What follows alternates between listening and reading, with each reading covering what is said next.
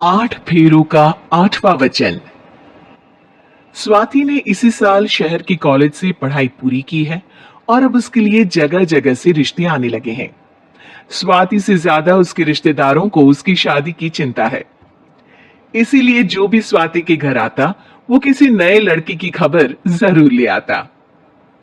अरे दीदी, ये फोटो देख के बताओ कैसा है। राहुल नाम है लड़के का, मेरी सहेली की बहन का बेटा है। अपनी स्वाति के साथ एकदम प्यारी जोड़ी लगेगी इसकी। जरा दिखाना, फोटो तो बढ़िया लग रहा है। कोई गलत आदत वादत तो नहीं है ना इसे? और कमाता कितना है? अरे कोई गलत आदत नहीं है दीदी, आप कहो तो एक मीटिंग करवा देती हूँ, फिर सब कुछ फाइनल कर लेना। हाँ हाँ, ये सही कह रही हो तुम। संडे को स्वाति के पापा भी घर पे ही रहेंगे। बुआ फिर वहां से चली जाती है और रात को स्वाति की माँ उससे कहती है, स्वाति बेटा, आज कमला बुआ ने एक लड़के की फोटो दिखाई है। संडे को वो लोग मिलने आ रहे हैं, तैयार हो ना तुम बेटा? अरे मम्मी, आप कहाँ कमला बुआ के चक्कर में आ जाती हो?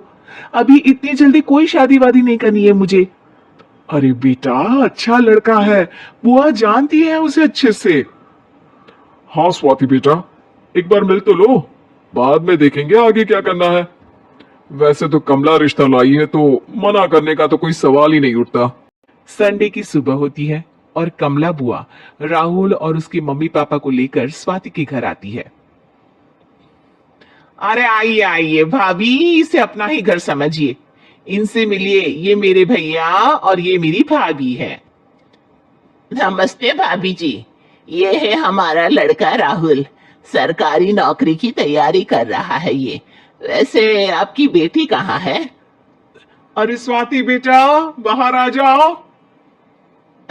वैसे कितनी पढ़ाई की है स्वाति ने? जी, पोस्ट ग्रेजुएट है हमारी बेटी साइंस में। ये सब तो ठीक है, पर घर संभालना जानती है या नहीं? हमें कौन सी इससे नौकरी करवानी है, नौकरी तो मेरा बेटा करेगा ही। पर मैंने इतनी पढ़ाई की है और आप चाहती हैं कि मैं घर पर ही बैठी रहूं? अरे स्वाति बेटा, ये बड़ों की बात में तुम कहाँ बोल पड़ी? हम सब देख लेंगे क्या करना है क्या नहीं। हम तो इसी बात में विश्वास करते हैं कि घर की लड़कियां घर में ही रहे तो ज्यादा अच्छा रहता है। वरना भाई साहब, आप तो आजकल के हाल जानती ही हैं, कितनी घटनाएं होने लगी हैं औरतों के खिलाफ। स्वाति बेटा, रसोई का काम तो पूरा जानती हो ना? शादी के बाद तुम्हें ही संभालना है वो सब।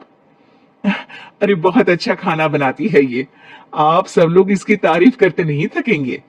लो भाई, हो गई मीटिंग, अब शादी की तारीख फाइनल कर लेते हैं, क्यों भैया?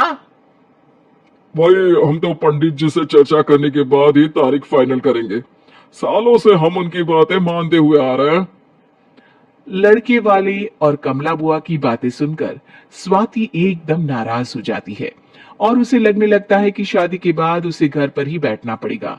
लेकिन घर वालों के आगे उसकी एक नहीं चलती और उसे शादी के लिए हाँ कहना पड़ता है। शादी का दिन आ जाता है और सब मंडप में जमा होते हैं। अब फेरों का समय हो गया है, अब कन्या अपने वर से 7 वचन मांगेगी। आप किसी धार्मिक आयोजन में जाए तो मुझे भी ले जाएंगे। आप मेरे माता पिता का भी बराबरी से सम्मान करेंगे, हमेशा मेरा साथ निभाएंगे।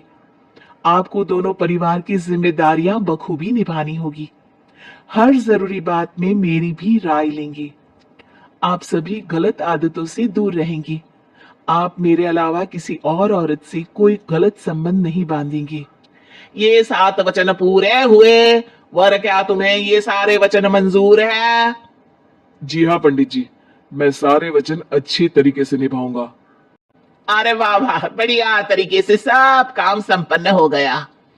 तो इसी के साथ विवाह संपन्न हुआ और आज से ये दोनों पति पत्नी हुए। 1 मिनट पंडित जी, अभी एक वचन लेना बाकी है। अब कौन सा वचन है बेटा? मैं अब हमेशा के लिए किसी दूसरे घर में जाने वाली हूँ, तो पति के अलावा मैं अपने सास ससुर से भी एक वचन लेना चाहूंगी। अब कहो बेटी। मैं ये चाहती हूँ कि मुझ पर किसी बात की कोई पाबंदी नहीं लगाई जाएगी। मुझे सब कुछ करने की आजादी होगी और मैं भी विश्वास दिलाती हूँ कि मैं एक अच्छी बहू बन के दिखाऊंगी। स्वाति की बात सुनकर उसके सास ससुर एकदम चौंक जाते हैं और कुछ बोल नहीं पाते कि उतने में कमला बुआ बोल पड़ती है। अरे बेटा, ये भी कोई कहने की बात है? रानी बन के रहोगी तुम तो। वचन देने से पहले सोच लीजिए, क्योंकि शास्त्रों में वचन ना निभाने वालों के लिए नरक से भी बदतर सजा लिखी है।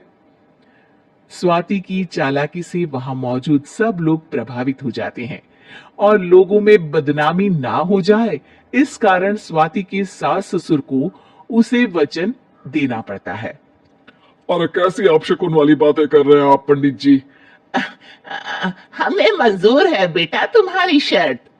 स्वाति अपनी समझदारी से अपनी बात अपने ससुराल वालों से मनवा लेती है और खुशी खुशी राहुल से शादी कर लेती है।